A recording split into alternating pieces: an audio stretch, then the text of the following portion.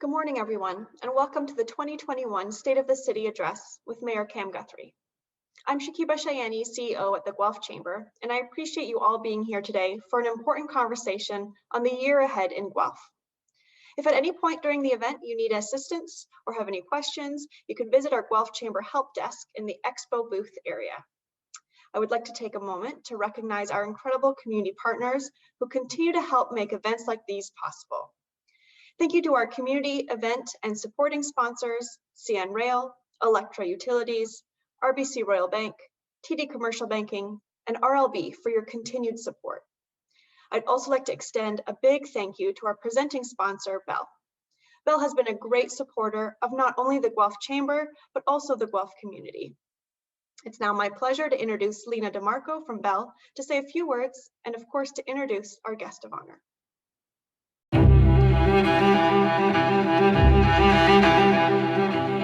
Whether you're supporting a psychiatric patient who is slowly recovering, or you're visiting your aunt who's struggling with symptoms of anxiety,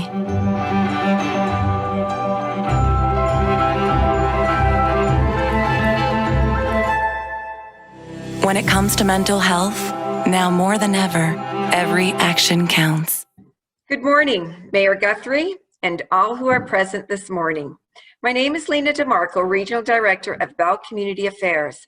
On behalf of all my colleagues at Bell, let me say what a pleasure it is to join you this morning and how proud we are to support this virtual event as a title sponsor.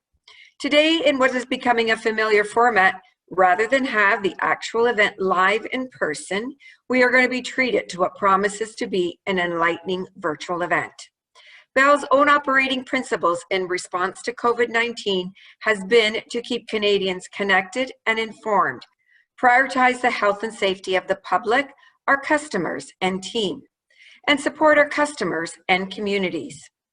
I would like to take this opportunity to thank the Guelph Chamber for their ongoing work with Bell and organizing this morning's event. It's important for all of us to hear the plans and priorities of the community leaders, especially during these challenging times. Please know that Bell is here to help the community of Guelph as it continues to prosper and develop as a dynamic place to live, work, and play. We are proud to continue to support the Guelph Chamber of Commerce as they work hard every day to ensure you have the right environment to build your businesses. I would also like to take this opportunity to thank you for participating on Bell Let's Talk Day. On January the 28th, Canadians and people around the world took the biggest mental health conversation to new heights. Millions of messages of support for mental health were spoken, text, tweeted, and written. We saw some truly inspiring messages on social media. When it comes to mental health, now more than ever, every action counts. Once again, thank you to all who participated. We know that talking isn't a cure, but it is making a difference. And now I have the pleasure of introducing our guest of honor, Mayor Guthrie. Cam Guthrie was re-elected Mayor of Guelph in 2018. After serving as mayor from 2014 to 2018 and as a councillor for Ward 4 from 2010 to 2014. From 2019 to 2020, he served a 2-year term as the chair of Ontario's Big City Mayors, a group of 29 mayors of cities with populations of 100,000 or more who collectively represent nearly 70% of Ontario's population. Cam was a licensed insurance broker and local entrepreneur for 16 years before becoming the mayor. An avid community volunteer, Cam has served on the boards of several local non-for-profit organizations, and he has mentored startups and small businesses owners through the Business Center of Guelph, Wellington. He holds a business diploma from Sir Sandford Fleming College. In 2008, the Guelph Mercury named him one of the city's top 40 under 40. Ladies and gentlemen, please welcome Mayor Guthrie. Well, good morning, Chamber, and to the entire city of Guelph. Thank you so much for joining in and listening to my State of the City address, which is, as you can already tell, very different from previous years. Like probably many of you, I'm doing this from home. I'm at my kitchen table in my house here, and yes, I am wearing jeans. So let's get that out of the way right away. Thank you again for having me, and I'm really looking forward to spending some moments with you now just to kind of walk you through some issues that I think are really important that occurred last year. It's usually what I do. I kind of do a look back, and then I kind of do a little bit of a look forward. And of course, the look forward this year into 2021 will probably be a little bit of a maybe crystal ball moment because we don't know exactly what's happening, but I still want to tackle that issue and address that too. Before I really dive in, I just really want to thank the Chamber. Personally, from what I've seen the Chamber do, especially last year in 2020, has been phenomenal. Shakiba, your leadership, the board of directors, your leadership, and all the employees and staff, thank you so much for everything that you've been doing to help businesses within our city and all of your advocacy work to upper levels of government. It's been a game changer, really, for seeing some things actually move. The dial was moved on several items. So thank you very much. And also to the sponsors, different world with this being all virtual now, and for you to still commit to being a sponsor for these types of events really helps out the Chamber, and we do appreciate that as well. While I'm in the thank you mode, I should definitely make sure that I address my council colleagues. Thank you to each and every one of you. This last year has not been fully on my shoulders. Of course, we are a team, and being a team means we still had to wade through all of last year together. And I really appreciate the phone calls and advice and emails and messages back and forth on numerous topics, whether it was COVID related or not. So thank you very much to my council colleagues.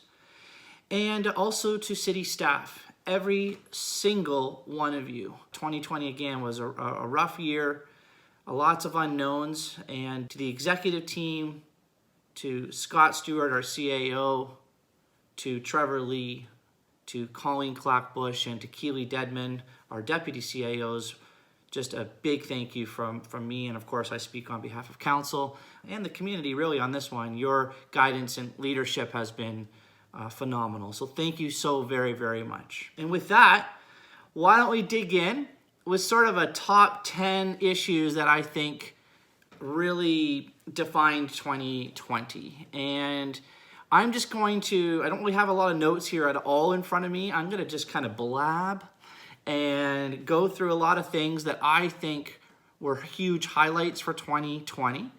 And as I speak afterwards, I'll just sort of edit and throw some slides up and some pictures up and some facts and some data as we kind of wade through these things over the next few moments together. So let's start. So I think right off the top, I would like to start by talking about a couple really large capital projects that we were able to approve to move forward to the next steps in our community, long-awaited capital projects. The first one I'll talk about is the downtown library approval. So in the fall last year, I think it was October, council finally approved the new downtown library. It will be around 88,000 square feet or so. It's going to be almost triple the size of our current one. The current one, of course, no one disagrees, is completely past its prime.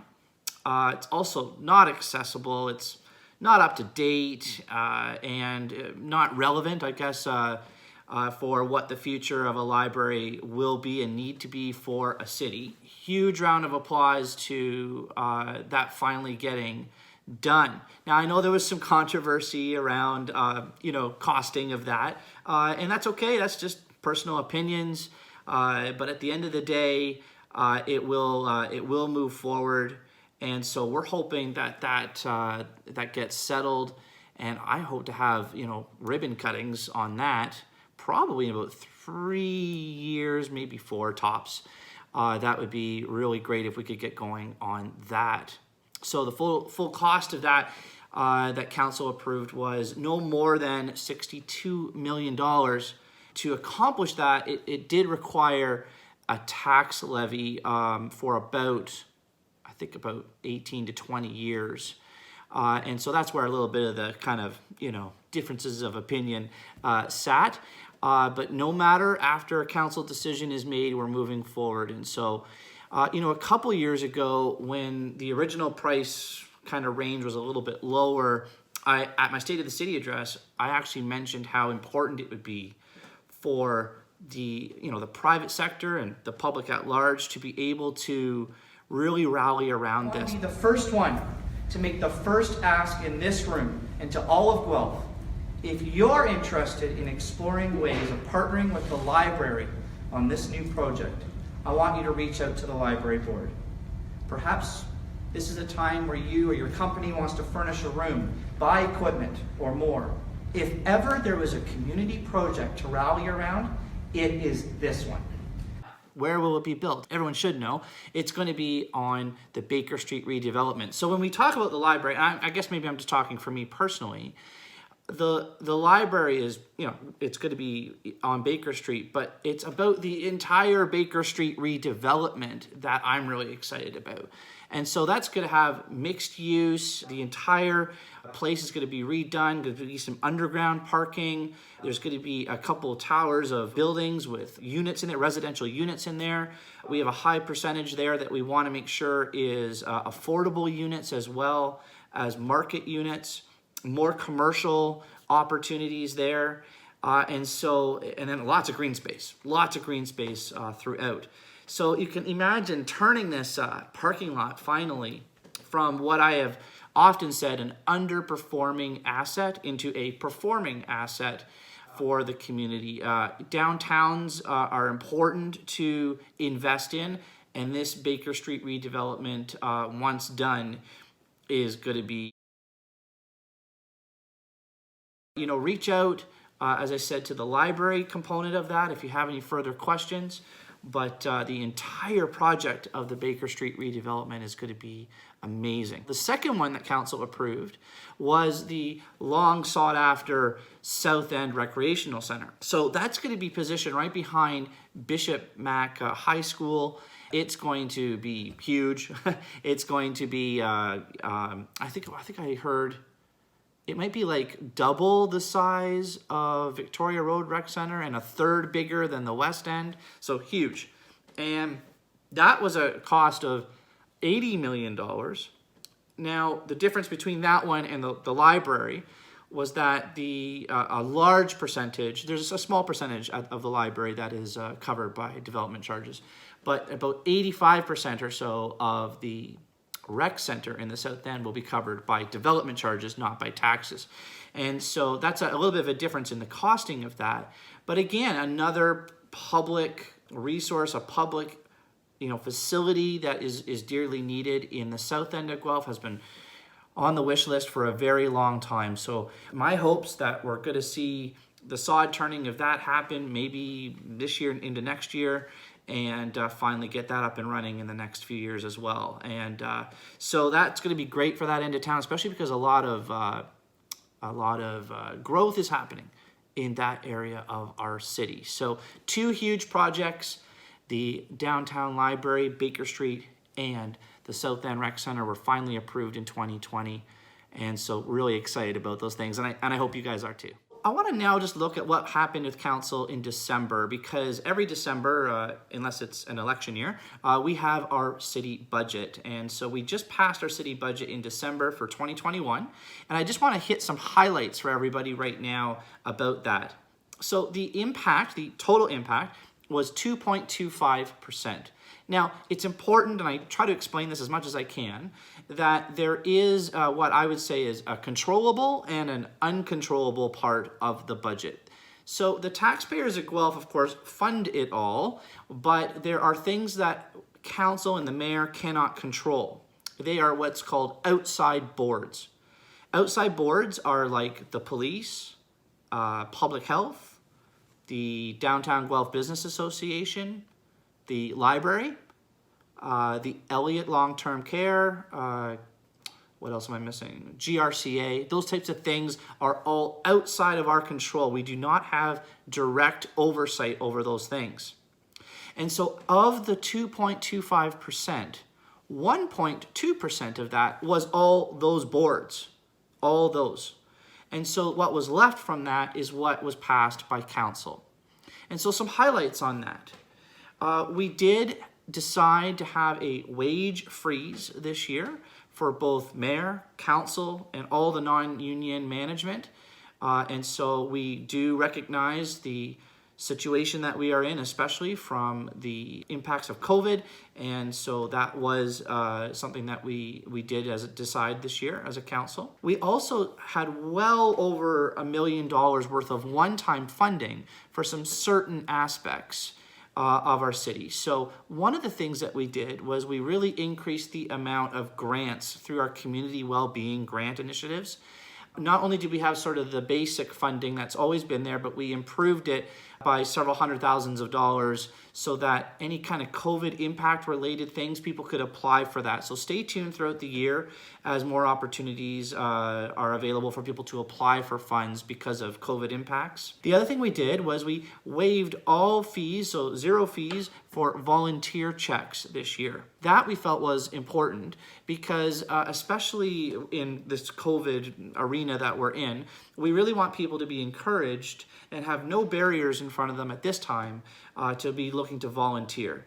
And so, if you're interested in volunteering, especially because our nonprofits and our charities in the city have really been impacted, we really appreciate you all looking to see what you can do to give back to those nonprofits and charities. But of course, when you give back to them, you're really giving back to the people in our community.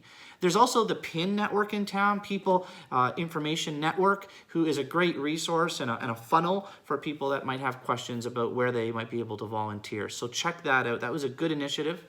Another one that was approved by council was we waived, not waived entirely, I wish, 50% of the licensing fees for businesses were waived. So it's a 50% break this year on business licensing. We hired 4 new paramedics. We are going to start red light cameras being implemented in the city at certain locations.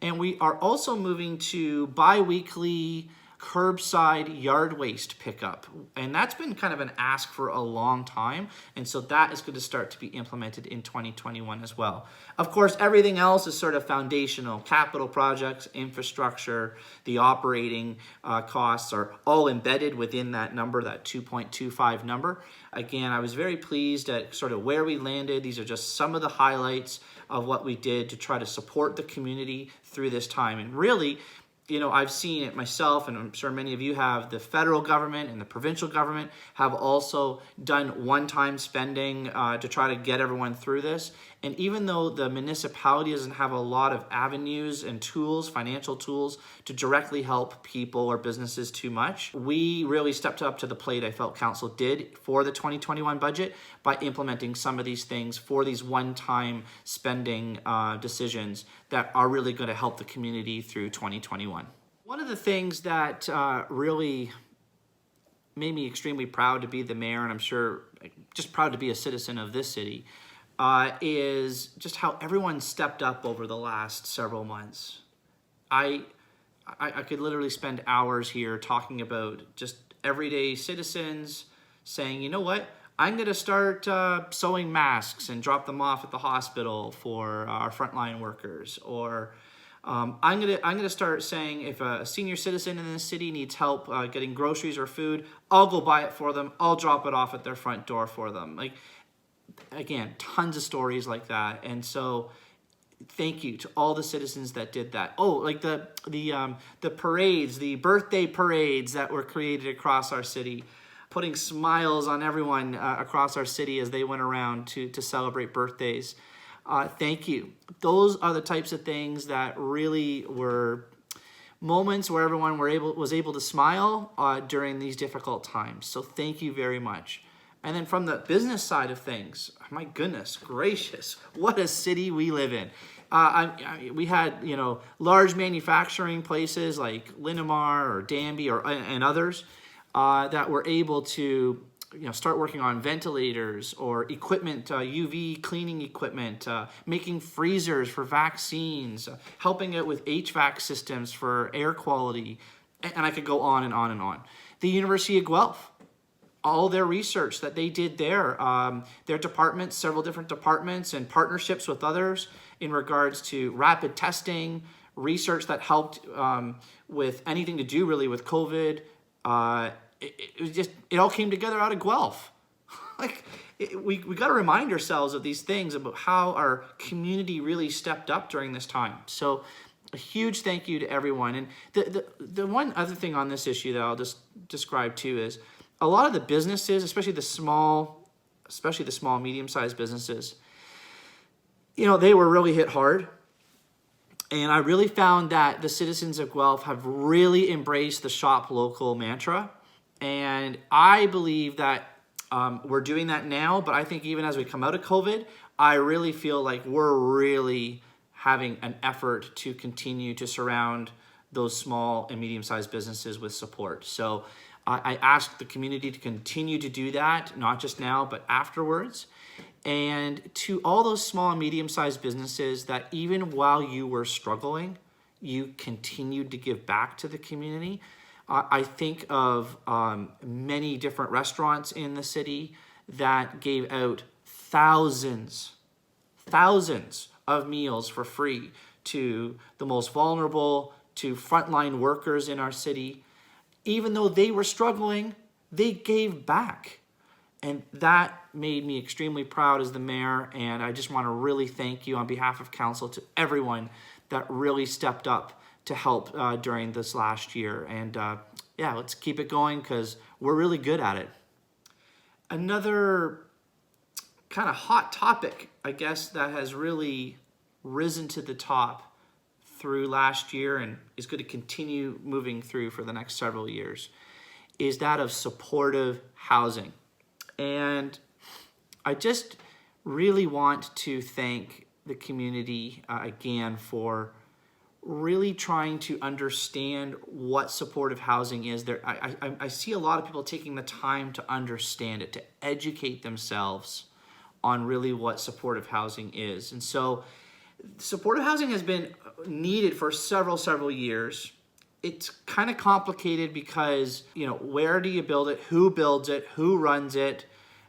Who pays for it? And a lot of that really needed to come from upper levels of government because they really should be responsible for it. What this virus has really done and shown the upper levels of government is what activist and advocacy groups and municipalities have been saying for a long time. We have to get our most vulnerable out of tents in the forest into supportive housing for those that are in most need from either an addiction issue or mental health issue and so on. And so I am very pleased to see that these types of projects are finally coming forward, and they're doing so in collaboration with the upper levels of government and some funding that's happening there. So actually, speaking of upper levels of government, I'll just take a moment, and I do want to sincerely thank our MP, Lloyd Longfield, and our MPP, Mike Schreiner. The collaboration that we've been having kind of weekly and bi-weekly meetings throughout the entire last year. We have just really bounced ideas off each other and worked very well. And I just want to take that moment to really thank them. But back to the upper levels of government when it comes to supportive housing, it has been a game changer. There is now funding that's happening from the upper levels of government, especially through the federal government on this particular issue. And I just think that we're going to start to see these projects come to light in our city, finally. And so there are two projects that maybe might know about. I want to start by talking about the Parkview Motel, and that really the proponent of that, the developer of that is for the Parkview Motel is the Drop-In Center.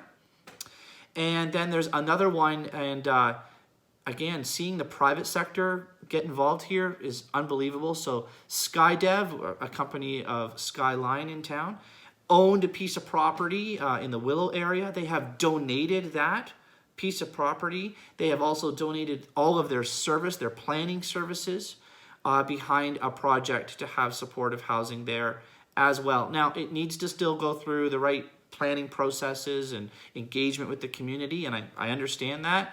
But I also understand that as these processes continue to go, we still have people sleeping on the streets or in the tents in the forests. And we need to make sure that we look to actually wrap these people with the right supports in a home, in a place that is their own. And so I would ask the community to please educate yourself around the benefits to supportive housing. I would also ask the community to make sure that we're not discriminating against those that find themselves in these most vulnerable situations, and that we look to this as a way of bringing our community together. As I've said in the past, you know, infrastructure is important, fixing the roads and the potholes and the pipes in the ground, or building a rec center, or building a library. Those are all very important. How much more important is the infrastructure of our people? We are all citizens of Guelph, no matter what situation you are in your life. And so let's talk positively about supportive housing. Let's wrap ourselves around potential projects. Let's wrap ourselves around these people, because it will be a game changer in their life and in turn for the lives of everyone in our community. So look forward to more supportive housing opportunities as we move into 2021 and beyond. You know, last summer, our entire city, our entire province, country, the entire world really awoken to the issue of racial injustice that, in my view, it really wasn't being addressed. And I think it was under the radar, and it unfortunately took the death of George Floyd and the protests and the marches for us to really realize, yeah, you know what, we have our own issues in Guelph too. So we need to call it out, we need to own that, and now we need to address it. And so I am very pleased of the work that is happening at the City of Guelph, and people need to know that we take this very seriously. And so we have had a great first workshop in regards to understanding these issues. We have had several reports now and information reports that have come to council to describe the steps that we will be taking alongside the community in regards to these issues moving forward, and to look for opportunities for change. We need to be accountable to change, whether that be processes or policies to address these issues. We need to be accountable to them. And all of the work that I'm seeing to date has been excellent. And when I say that we're doing this alongside the community, I think that's a very important thing to say. It's not the mayor and council saying, oh, this is what we're going to do, follow us. No, no, no. It is us following beside, or us following from behind as the community leads us through these topics. And so I am very thankful to many groups in the City of Guelph and individuals that have called me, that have become a part of the processes and changes that we're looking at implementing at City Hall. We're going to be doing lots of work in 2021 through our community plan as we revisit that. And so I'd ask the community to be fully engaged in that. We're doing our own internal work at the City of Guelph around our HR department, how we are treating employees, hiring employees. All of these things together are really going to come together to be an even better, more welcoming, inclusive, and accepting community. And just a week ago, Council also approved the City of Guelph to join the Inclusive Municipalities. That's actually a program that really allows, there's now there's about 82 cities that have signed up for this and declared their intention of being a part of this group, where we can share the good things that we're learning with those cities, but we can also learn from those cities what they're doing, and we can adopt those things to make our city even better. So thank you to our own leaders internally for really pushing and driving this forward, but a massive thank you, and you know who you are, I can't name you all, to those outside of the city that have stepped up to say, now that we know this is an issue, we got to be accountable to move forward in positive steps through this journey in the upcoming years to make a big difference when it comes to these issues. So thank you very much. Looking forward to continue to work on these issues. So I don't know about you, but there's always kind of a little bit of silver linings, throughout all of 2020 on the issues that really took us away from our focus on some other issues. There's some things that popped up that really I thought were great. And speaking of popped up, patios popped up in our downtown core. The dining district popped up in our downtown core. And I have never seen, ever, our downtown look so lively and inviting with all those patios and the downtown dining district. If you'll remember last year at my State of the City address, which happened right before the first wave of COVID, I gave a little bit of a vision of a pedestrianized, focused downtown. But I want you to join with me for a moment about what our downtown could potentially become. Imagine what it would be like if our downtown were a place where the streets were purely designed for pedestrians, cyclists, and public transit first, and cars second. Imagine a place where Guelph could get around more easily and comfortably, on foot, on bikes, on transit, with cars only designated in certain places or at certain times, perhaps to make deliveries as an example. What if everyone who arrived downtown by car had to park in one of our outside parkades, but then visited all the shops downtown or restaurants by foot or bike? What if the parking spots became benches, planters, patios spilling out onto the streets? How would you feel not, sucking in gas fumes? Instead, what you're hearing is music downtown, people, nature. What if being people-centric and not car-centric in our downtown makes us a safer and healthier and friendlier place and improves tourism? This vision is possible, and I'm not afraid to champion it. They have implemented measures like this on the streets in Toronto. They have done it on larger scale cities like in Copenhagen and Belgian City of Guelph. Those cities tell the exact same story. Nobody wanted to do it at first. They thought the sky was going to fall, and now it's the best thing they've ever done. I'm not suggesting we close our downtown streets to cars tomorrow.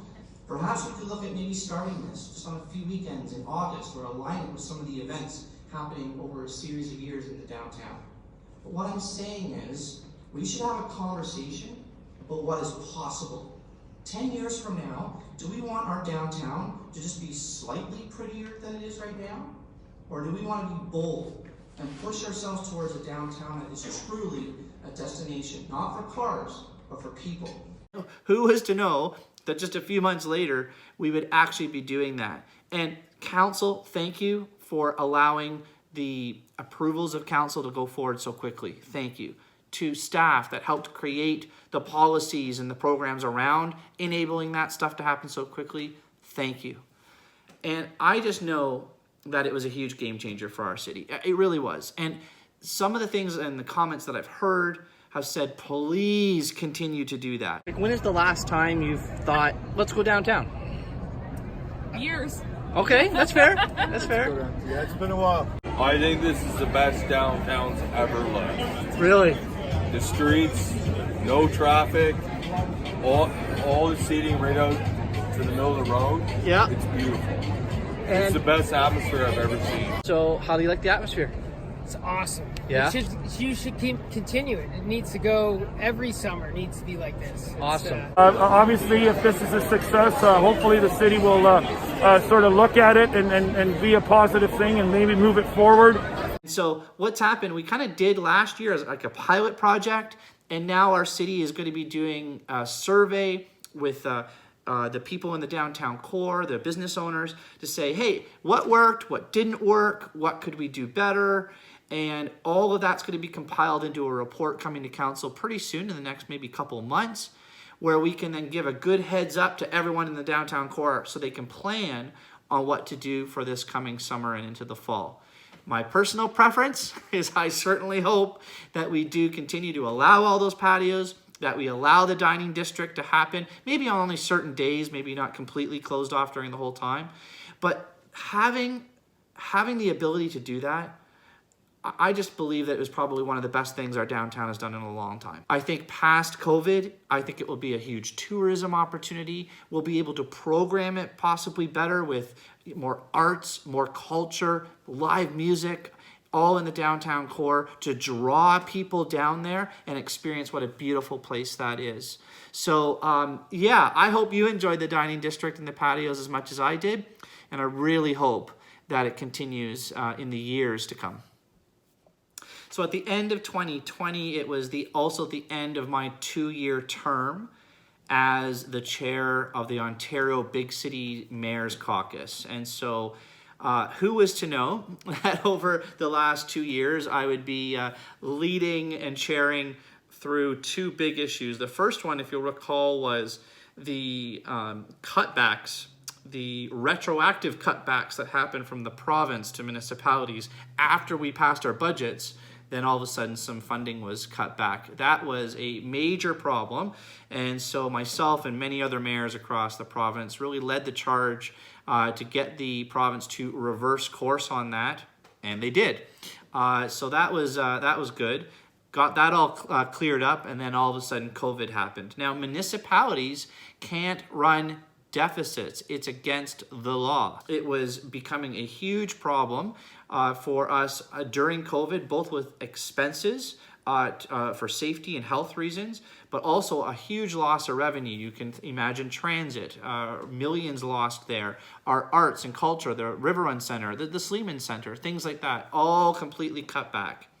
And so when we couldn't run deficits, we needed to go to the upper levels of government. And again, through the Ontario Big City Mayors Caucus, we were able to help amplify the voice of the Federation of the Canadian Municipalities to ask the federal and the provincial governments to be able to help out municipalities across the country.